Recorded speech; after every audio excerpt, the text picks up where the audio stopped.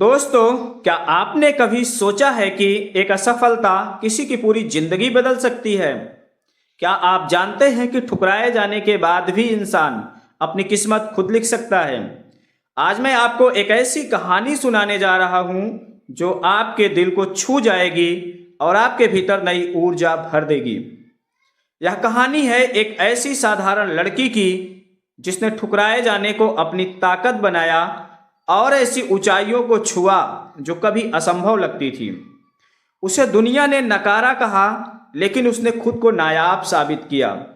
एक high school fail लड़की जो बालिग होने से पहले ही ब्याह दी जाती है, ससुराल में घुल मिल नहीं पाती है तो हमेशा उसे अनपढ़ गंवार कहकर ताना मारा जाता है और एक दिन घर से भी बेदखल कर दिया जाता है। ठंड की रात स्टेशन पर कांपते हुए बिताती है और अपने आप से प्रण कर लेती है कुछ करने की। कठिन संघर्ष के बाद उसकी मेहनत रंग लाती है और 8 साल बाद वह एसडीएम बन गई। फिर वह अपने ससुराल वापस लौटती है तो पति बेहद शर्मिंदा हो जाता है। दोस्तों, यह कहानी आत्मविश्वास, संघर्ष और सफलता की मिसाल है। अंत तक जुड़े रहिएगा क्योंकि इस कहानी का हर मोड़ आपको कुछ सिखाएगा। लेकिन कहानी में आगे बढ़ने से पहले आप लोगों से बस वही छोटी सी गुजारिश है कि वीडियो को लाइक, शेयर और चैनल को सब्सक्राइब जरूर कर लेना ताकि मेरा हौसला बुलंद रहे और आप लोगों को वीडियो सबसे पहले मिल सके। नमस्कार दोस्तों, यह कहानी है उत्तराखंड की। सर्दियों की कड़वी रात थी। चाय का एक खोखा जो रेलवे स्टेशन पर रात भर खुला रहता था, आज सुनसान पड़ा था। वहीं पर एक लड़की जिसका नाम रितिका था, वह बेंच पर बैठी थी।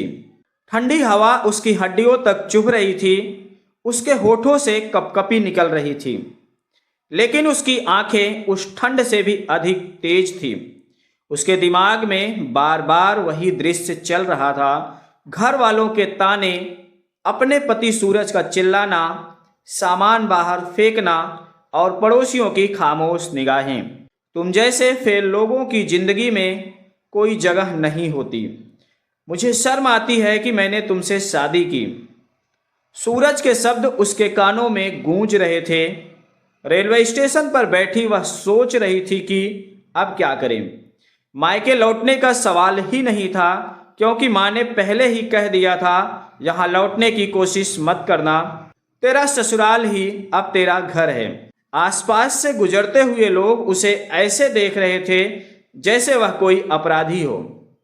रितिका ने अपने आप से पूछा, क्या वाकई मैं इतनी बेकार हूं?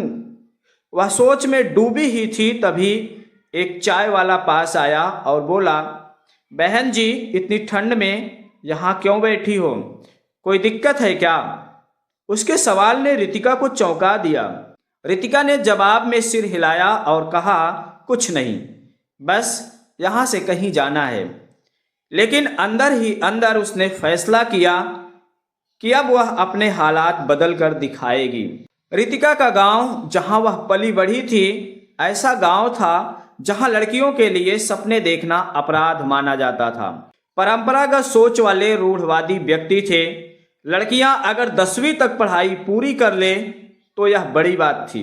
ज्यादातर लड़कियों की शादी कम उम्र में ही करके ससुराल भेज दिया जाता था। रितिका के पिता ब्रिजलाल, जो खुद एक साधारण किसान थे, फिर भी वह रितिका को पढ़ाना चाहते थे, लेकिन समाज के ताने और आर्थिक तंगी ने उन्हें विवश कर दिया।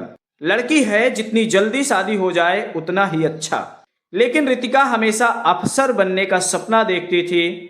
जब भी वह किताबों में पढ़ती कि बड़े बड़े अफसर कैसे समाज में बदलाव लाते हैं तो उसका मन जोश से भर जाता था। लेकिन उसकी असफलता ने उसे उसके सपनों से दूर कर दिया। हाई स्कूल फेल होने पर रितिका की शादी 17 साल की उम्र में सूरज से कर दी गई। सूरज, जो कि एक प्राइवेट नौकरी करता था और खुद को आधुनिक विचारों को मानने वाला व्यक्ति समझता था, लेकिन वह समाज की परंपरागत सोच से बंधा हुआ था। शादी के शुरुआती दिनों में रितिका ने ससुराल में सारे काम पूरे दिल से किए। वह चाहती थी कि सब लोग खुश रहे, उसकी तारीफ करें, उसे स्वीकार किया जाए। लेकिन उसकी असफलता को उसके पति और ससुराल वालों ने कभी भुलाया नहीं, बल्कि बार बार याद दिलाते रहते थे। सूरज अक्सर उसे ताने मारता, तुम एक 10वीं फेल लड़की हो, तुमसे घर संभालने की उम्मीद भी क्या रखी जाए, तुम्हारे बस का कुछ नहीं है, तुम बोझ हो। दोस्तों, इस तरह की बात सुनकर धीरे धीरे रितिका का आत्मविश्वास टूटने लगा। एक दिन पति पत्नी की छोटी सी बहस ने बड़ा रूप ले लिया। सूरज ने गुस्से में रितिका पर हाथ उठा दिया और सामान उठाकर घर से बाहर फेंक दिया। रितिका को कहा, तुम्हारे जैसे लोग दूसरों की जिंदगी बर्बाद करते हैं, अब मेरे घर में तुम्हारी कोई जगह नहीं है। रितिका को समझ में नहीं आ रहा था कि क्या करें क्या ना करें। पास पड़ोस के लोग खड़े होकर तमाशा देख रहे थे, लेकिन किसी ने हस्तक्षेप नहीं किया। वह चुपचाप घर छोड़कर रेलवे स्टेशन पर चली गई और रेलवे स्टेशन पर ही रितिका ने पूरी रात खुद से सवाल किया, क्या वह मायके लौट जाए? लेकिन उसे मालूम था कि उसका वहां स्वागत नहीं होगा। उसे पहले ही नसीहत दे दी गई थी कि ससुराल ही घर है। फिर अगली सुबह वह पास के एक बस्ती में गई और एक धर्मशाला में शरण ली। उसने सबसे पहले अपनी 10वीं की पढ़ाई फिर से शुरू करने का फैसला किया। घर घर जाकर काम करके एक किराए का कमरा लिया। इसके बाद अपनी फीस और किताबों का बंदोबस्त किया। उसने रात रात भर पढ़ाई की और इस बार अच्छे अंकों से परीक्षा पास की। यह उसकी पहली जीत थी। 10वीं पास करने के बाद रितिका ने इंटरमीडिएट और फिर स्नातक की पढ़ाई शुरू की। इस दौरान उसने बच्चों को ट्यूशन देना शुरू किया। दिन भर काम और रात भर पढ़ाई, यह उसकी दिनचर्या बन गई। जब उसने सिविल सेवा परीक्षा की तैयारी शुरू की तो उसे समझ में आया कि यह रास्ता कितना कठिन है। उसने खुद को एक रूटीन में बांध लिया। सुबह 4 बजे उठना, 6 घंटे की पढ़ाई, फिर ट्यूशन के लिए जाना, शाम को वापस आकर कोचिंग क्लास, रात को 3 घंटे की अतिरिक्त पढ़ाई। रितिका ने पहली बार सिविल सेवा परीक्षा दी तो प्रारंभिक परीक्षा में असफल हो गई, लेकिन उसने हार नहीं मानी। दूसरी बार वह मुख्य परीक्षा तक पहुंची, लेकिन इंटरव्यू में सफल नहीं हो पाई। असफलताओं ने उसे और मजबूत बनाया। वह हर बार अपने नोट्स सुधारती और नई रणनीति बनाती। इस तरह से 8 साल के कठिन संघर्ष के बाद रितिका ने आखिरकार सिविल सेवा परीक्षा पास की और एसडीएम बन गई। जब उसने अपना रिजल्ट देखा तो उसकी आंखों से आंसू बह रहे थे। यह उसकी मेहनत, त्याग और समर्पण का परिणाम था। रितिका की पहली पोस्टिंग उसी गांव में हुआ जहां से उसे नकारा कहकर निकाला गया था। वह अपनी सरकारी गाड़ी से गांव पहुंची तो लोग उसे पहचान नहीं सके। उसने अपना परिचय दिया तो लोग हैरान हो गए और कहने लगे, अरे यह तो रितिका है। उसका पति सूरज, जो अब भी उसी गांव में रहता था, वह बेहद शर्मिंदा हुआ।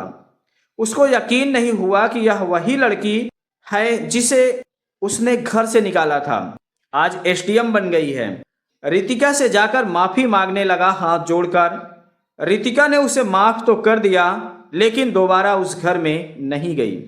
रितिका ने गांव में एक सभा बुलाई और सभी लड़कियों से कहा, पढ़ाई छोड़ने का फैसला कभी मत करो। समाज चाहे जो कहे, आप अपनी किस्मत खुद लिख सकती हैं। दोस्तों, यह कहानी सिखाती है कि असफलता सिर्फ एक पड़ाव है, मंजिल नहीं। अगर मेहनत और आत्मविश्वास हो तो कोई भी बाधा हमें हमारी मंजिल से नहीं रोक सकती। दोस्तों, अगर यह कहानी वाकई में आप लोगों को अच्छी लगी हो तो कमेंट सेक्शन में अपनी प्रतिक्रिया जरूर देना। धन्यवाद।